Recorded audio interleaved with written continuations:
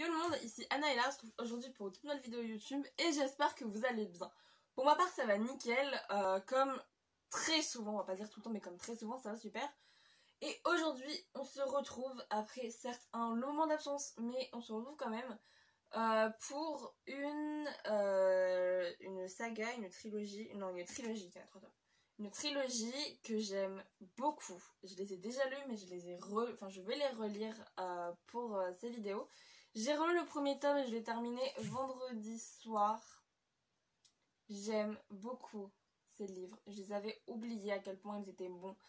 C'est les livres Je te hais de Sarah Wolf, aussi appelé en anglais Lovely Vicious. Je sais pas pourquoi ça s'appelle Lovely Vicious en anglais, mais c'est Je te hais en français. Et on se retrouve aujourd'hui avec le premier tome de cette saga Je te hais passionnément. On va d'abord parler des livres, enfin, du prix du bouquin, ainsi que le nombre de pages et les éditions, comme toujours. Sur Amazon, Playlivre et la Fnac, alors que ce soit en format broché, enfin, c'est pas un format broché, ça c'est un format poche, j'appelle ça un format broché personnellement. En format Kindle, enfin en format e-book, il coûte 11,99 €. Il n'y a pas de format audio, du moins je n'ai pas trouvé. Il n'y a pas de format broché, mais il a quand même une bonne taille.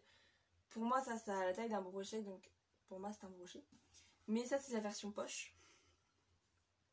Je le fous pas dans ma poche, perso. Il coûte en tout cas, toujours chez la Fnac et chez Amazon, 16,90 € ce format-là. Donc le mien, il est meilleur que 16,90 €. C'est des livres, honnêtement, je les trouve le prix très bon par rapport à ce que c'est. Vraiment, le prix, c'est un peu cher, certes, mais pour moi, par rapport à la qualité du livre, je trouve que ça le fait largement. Il y a 339 pages de lecture pour ce premier tome. Honnêtement, c'est beaucoup, mais ça se lit très facilement parce que c'est très addictif comme livre. Donc c'est beaucoup de pages, mais ça se lit très très facilement, vraiment. Enfin, après, j'adore lire et ça se lit, je trouve, très facilement. Enfin, c'est pas pénible. Je sais que Harry Potter, j'ai eu beaucoup de mal à le lire et il me semble qu'il y a quand même pas mal, moins de pages dedans, je suis pas trop sûre, mais il me semble. Et ça avait été pénible à lire, j'en avais marre à la fin. Vraiment, là, pas du tout. Limite, à la fin, t'en redemandes. Et les éditions, c'est Pocket Junior, enfin Pocket Jeunesse. Mais Pocket Jeunesse, pourquoi j'ai mis Pocket Junior alors que c'est Pocket Jeunesse? Bonne question. Concernant l'auteur, Sarah Wolf, on n'a pas grande information sur elle. J'ai juste trouvé qu'elle vivait à San Diego, en Californie. Qu'elle n'engage pas toute sa énergie dans ce qu'elle lit, qu'elle écrit, etc. Elle lit beaucoup. Elle ne sait pas cuisiner, apparemment. Et elle adore, par contre, faire de nouvelles grimaces à son chat, qui, selon elle, est à ce jour son plus grand fan. Je l'ai lu un peu, mais en fait, ça, c'est les informations dans le livre. On a très peu d'informations sur Sarah Wolf, honnêtement, c'est très compliqué d'en trouver. Sinon, pendant ce livre, je vais vous lire d'abord l'arrière du livre, car l'arrière reflète parfaitement, je trouve, la mentalité du personnage principal. Règle numéro 1, ne jamais parler d'amour. Règle numéro 2, ne jamais penser à l'amour. Règle numéro 3, éviter tout sentiment. Isis Blake, 17 ans, a un objectif, ne jamais retomber amoureuse. Alors qu'elle tente de s'intégrer dans son nouveau lycée, elle tient à ce que personne n'apprenne qu'avant elle était obèse et qu'elle avait un cœur. Mais au lieu de se faire discrète, Isis colle son poing dans la figure de Jack Hunter, celui qu'on surnomme le prince de glace. Dès lors, les couloirs du lycée deviennent un champ de bataille, leur guerre sera sans merci. En fait, Isis et Jack, c'est très particulier. Déjà, Isis, elle a une mentalité très forte. Elle se cache beaucoup derrière son sarcasme, derrière son humour, derrière sa grande gueule. Elle se cache parce qu'elle ne veut pas qu'on sache tout ça. Isis, elle n'est pas originaire de l'Ohio. Cette histoire se passe dans l'Ohio,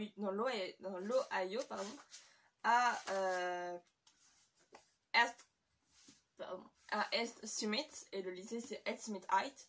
En fait, elle ne veut pas qu'on sache trop qui elle était avant. Elle se cache vraiment beaucoup, comme je dis, derrière son sarcasme. Et avant, elle habitait en Floride, dans une ville très paisible de Floride. Mais elle a fait la rencontre d'un enculé.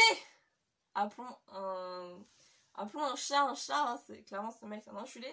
Il s'appelle Will Cavanaugh. Et en fait, ça s'est très mal fini. hein, clairement. Isis s'est retrouvée brisée en plein de petits morceaux. Et ce que je trouve très touchant dans cette histoire, c'est qu'Isis, elle pourrait être n'importe quel adolescent. C'est-à-dire qu'elle a sa vie au lycée, où elle fait la grande gueule, elle fait la forte, elle fait la fière. Mais qu'en réalité, c'est pas du tout ça. En réalité, Isis, c'est une personne un peu brisée, qui doit supporter sa mère qui est dépressive. Et c'est très compliqué pour elle. Elle doit supporter ça, les cours, sa rivalité avec Jack, le fait de sauver sa meilleure pote Kayla, parce qu'elle s'est fait une pote très rapidement qui s'appelle Kayla. Et en fait, Isis, elle voulait se mélanger à personne et elle s'est mélangée assez rapidement à l'ancienne bande de Jack. Enfin, rapidement. Il y en a une, pas du tout. Mais globalement, elle s'est un peu mêlée à l'ancienne bande de Jack en mode on est tranquille, on se met un peu ensemble, il n'y a aucun souci. Et en fait, ce que Isis ne supporte pas, c'est de voir quelqu'un qui a le cœur brisé, comme elle l'a été à un moment donné. Et donc du coup, elle va tout faire pour faire vivre à Jack un véritable enfer, parce qu'il a brisé le cœur de sa nouvelle meilleure pote, Kayla. Et donc du coup, elle va lui livrer une très très jolie guerre. Ce que je trouve très intéressant en fait, c'est que Jack, de son côté, il a un passé très sombre. On ne sait pas ce qui s'est passé, mais on sait qu'ils en ont tous peur. Par exemple, l'équipe de football a peur de Jack. Ils ne veulent pas s'en approcher.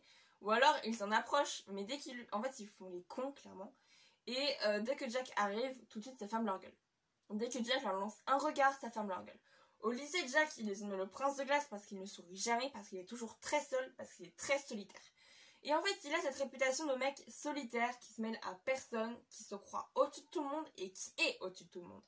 Et en fait, un truc très intéressant, je trouve, dans cette histoire, c'est que le lycée est à ses pieds, les meufs sont red dingues de lui. Dès qu'il passe dans les couloirs, tout le monde le laisse passer sans problème. Jack, c'est le roi du lycée, c'est le prince du lycée même, comme son surnom l'indique, c'est le prince du lycée. Et ça, Isis, elle veut juste le faire tomber de son piédestal, lui jeter un grand coup de pied dans son tabouret et lui faire déglinguer sa gueule. Isis, c'est tout ce qu'elle veut, c'est qu'il devienne un adolescent normal.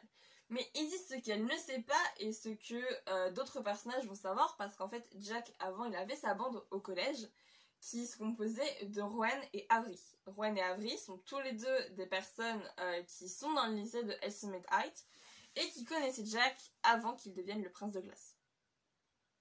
Mais, en fait, ils en ont tous un peu peur. Rowan, il a peur de Jack. Avery, elle s'en méfie énormément.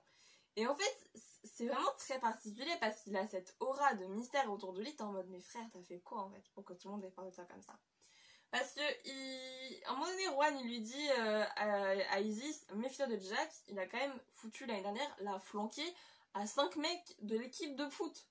Tu sais, les gros mecs de baraque et tout. Il a foutu par terre. Il leur a pété la gueule. Et en fait, Isis, c'est en mode, ouais, mais c'est bon frère, c'est qu'un adolescent, hein, il a pété un plomb et c'est bon.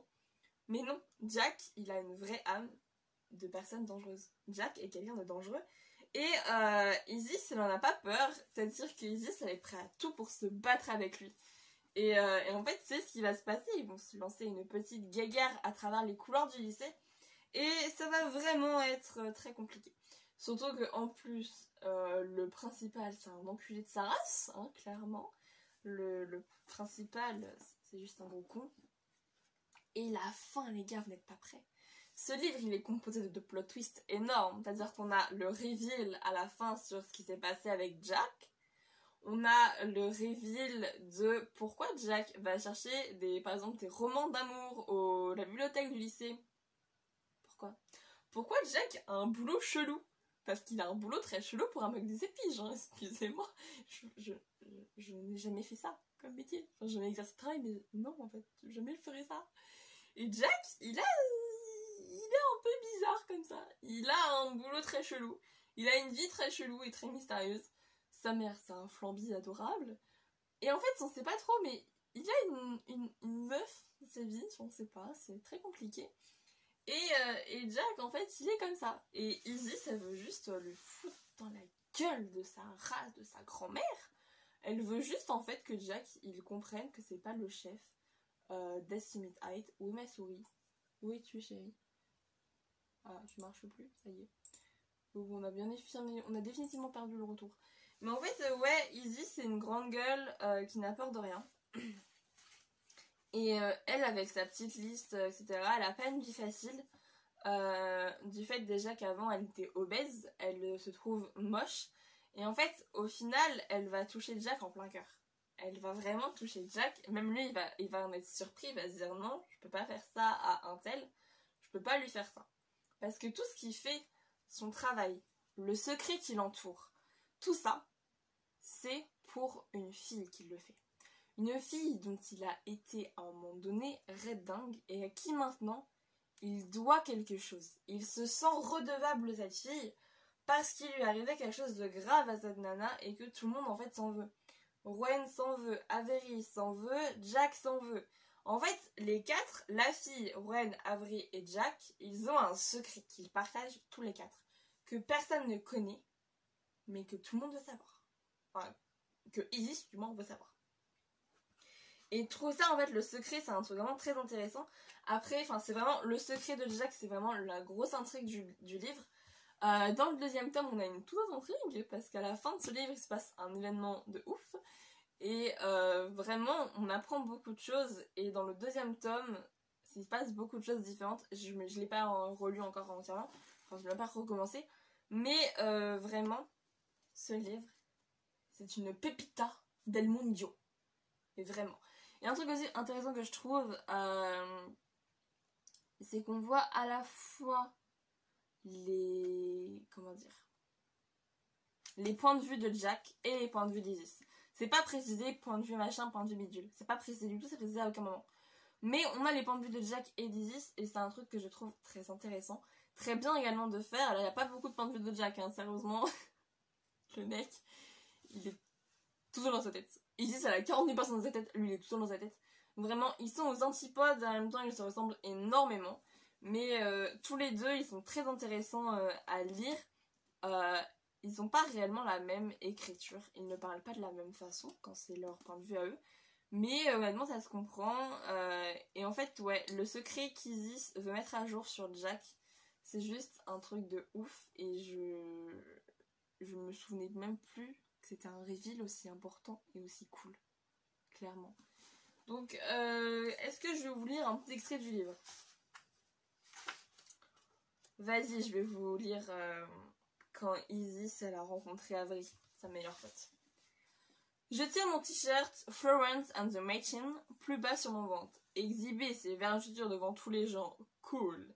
Death Summit Height n'est sûrement pas le meilleur moyen de me faire des amis. Je me contenterai d'un ennemi à ce stade. Ne t'inquiète pas, tu peux l'avoir l'ennemi. Sans personne à qui parler. Le lycée est l'endroit le plus naze de la Terre. Isis, une fille complètement saoule, arrive droit sur moi. Des mèches de cheveux noirs corbeaux sont plaquées sur son visage en sueur. Salut, comment tu... Qu'est-ce que tu fais là? Pardon? Fais-je décontenancé? La fille se met à glousser. Je m'appelle Kayla, on s'est rencontrés en géopolitique. Géopolitique? Ouais, c'est ça! Elle frappe dans ses mains avant de me pointer du doigt. Alors toi, t'es vraiment trop intelligente. Je vais surtout être trop mouillée si tu ne redresses pas ce verre. Je replace doucement la main de Kayla à la verticale pour contenir la bière qui goûte déjà par terre et sur mon jean. Oh, est-ce que je n'ai versé sur toi? Là-dessus, elle ferme les yeux et commence à plisser ses paupières très fort en souriant. Face à mon absence de réaction, elle grimace. Qu'est-ce que tu fais? Je lui demande. Un clin d'œil! De là je viens, ça s'appelle avoir l'air trop bourré. Bourré? Reprend Kayla avant de faire vibrer ses lèvres en positionnant un mélange de salive et de bière qui atterrit droit sur moi. Alors là, n'importe quoi! Écoute, t'as vraiment l'air très... Je suis interrompue par le retentissement que Kayla vient de lâcher. Sympa, et la nouvelle chelou que je suis te remercie de lui faire l'honneur de lui parler.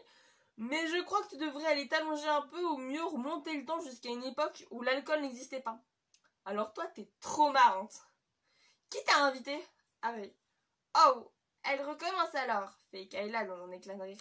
Ne bois pas de punch. Comment ça, elle recommence?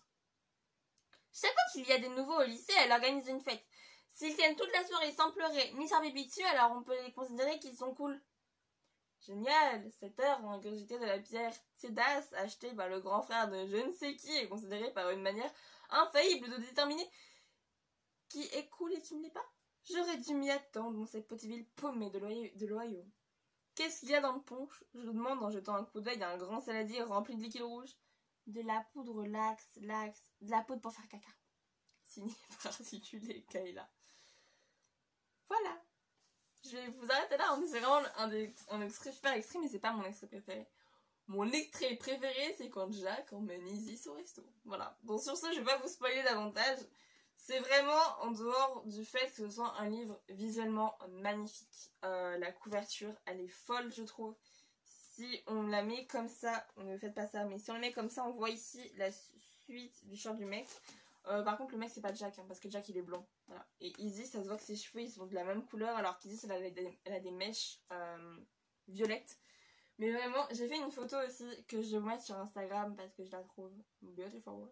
Et que je me suis fait chier à faire un montage. Alors je suis nulle dans les montages. C'est pas un montage très complexe hein, encore. Hein. J'ai juste changé de couleur un truc. Mais vraiment, j'aime beaucoup, beaucoup, beaucoup ce livre, cette saga. Et j'ai hâte de vous présenter la semaine prochaine le tome 2. Sur ce, moi, je vous laisse aller lire ce livre. Réellement.